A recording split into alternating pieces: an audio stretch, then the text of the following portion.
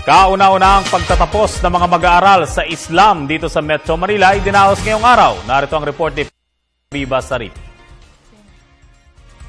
Sa pagsisimula ng pasukan ngayong Hunyo, kabaliktaran naman ito sa mga madrasa o ang paaralang pang-Muslim dahil ngayon naman sila magsisipagtapos. Sa kauna-unahang pagkakataon, nasaksihan natin ang kauna-unahang pagtatapos ng ginanap naman sa One Esplanade, Pasay City ng mahigit 1,000 mga murit o mga estudyante ng Abnol Islam Charitable Center for Learning Quran and Islamic Values sa pinagsama nitong Taguig City at Parañaque City branches na lahat kinikilala ng kani-kanilang mga LGUs. Kitang-kita sa mga mukha ng mga mag-aaral, mapa may edad na, kabataan o mga bata pa ang tuwa sa kanilang mukha. Ikra o magbasa sa wikang Arabic, yan ang turo ng Islam sa pag-aaral ng Quran. Sa sino mang makakasaulo ng buong Quran, tinatawag itong hafid kung lalaki at hafida naman kung babae. Ang pagsasaulo ng buong Quran ay cover to cover. Ibig sabihin, nakapikit man ang nagbabasa at kahit sa anumang pahina man ng Quran natin ito susubukang ipasaulo sa kanila, ay kaya nila itong bigkasin ng walang pagkalimot sa niisang linya. Hindi rin ito madali sapagkat upang ikay matawag na isang hafid o hafida, kailangan ay panghabang buhay mo itong naisa sa ulo.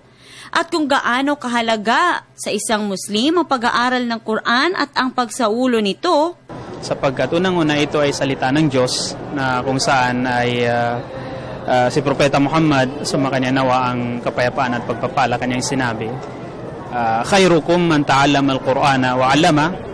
Ang pinakamainam sa inyo ay yung pinag-aaralan niya ang Quran at kanya itong itinuturo. So, walang pag-aalilangan na itong Quran ay siyang pinakapatnubay ng sangkatauhan. At gaya nga ng sabi ko, ito ay salita ng Diyos, salita ng Allah, na ang mga taong pinakamainam nila ito ay pamilya sila ng Diyos. Inna lillahi ahalina minan nas. Katotohanan, ang Allah subhanahu wa ta'ala, meron siyang mga pamilya mula sa mga tao. At nang siya tanungin kung sino po sila, sabi ni Propeta Muhammad sallallahu alaihi wasallam, sila yung mga nagtataglay ng Quran. So sila yung pamilya ng Allah subhanahu wa ta'ala. Kaya nga, napaka-importante bilang Muslim ang matutunan niyang basahin ang Quran. At nang aming tanungin ng mga murit kung ano ang kanilang naramdaman nang sila ang nanguna sa mahigit 100 nagsipagtapos, ang sagot ni Hafida Nabila Tahir, isang Maranao, Alhamdulillah, sobrang saya ko po dahil nakamemorize ako ng Quran. Bata pa ako, pangarap ko na mag-memorize ng Quran, maging Hafida. Si Mrs. Mushira Rasul, ang nagmamay-ari ng paaralan, ang siyang mismong nakaisip ng pagtatayo nito mula Marawi City na kanyang dinala naman dito sa Metro Manila. Para yung mga kababayan sa Manila, Luzon, matutunan nila yung Quran. Kasi ang karamihan sa kanila hindi alam yung Quran, yun ang kailangan matutunan ng mga Muslim, bata man o matanda.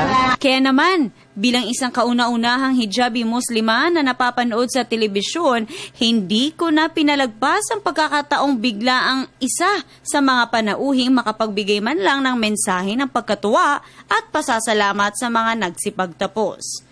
Ayon nga sa isang kasabihang turo ng Quran, sa lahat ng mga tao, ang siyamang pinag-aralan niya ang Quran at itinuro ito, siya ang pinakamabuti sa lahat. Ako si Princess Habiba Sarip para sa Telebisyon ng Bayan.